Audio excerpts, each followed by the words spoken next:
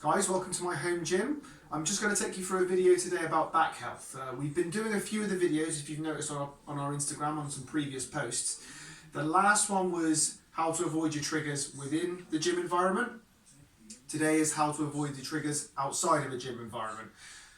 We're covering spinal flexion today, so if you watched our last video, we told you to figure out what your trigger was. If spinal flexion, which is effectively that, is your trigger, we're going to go through a couple of the moves today. Okay, so the first one is picking something up from the floor, which is something that we all do every single day. So what we'll typically do is we'll walk up, we'll just pick the weight up like so.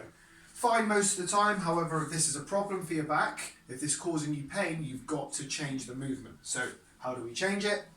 We move into a hip hinge, grab the weight, keeping your shoulders back as you lift. If it's an object that's not quite as easy to pick up like a kettlebell, you are able to rotate a little bit through your mid-back as long as your hips are straight, your knees are bent, and you take the load through your legs. Okay, and you put it down in the same way.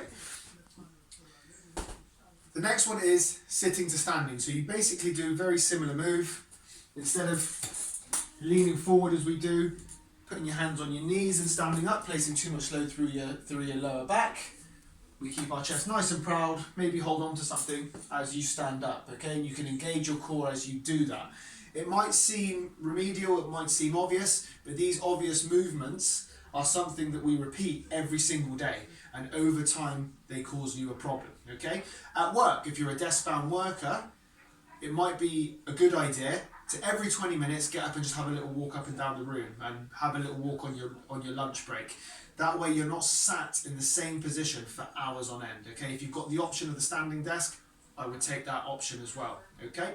So the final point is another flexion type of trigger called flexion moment, okay? And that's basically when you hold something in front of you, like so. And the nearest thing I can relate to in day-to-day life is if you're holding your kid in front of you. I noticed this is a personal thing for me when we went on holiday a couple of years ago and I was going for walks and holding my child in front of my arms like that.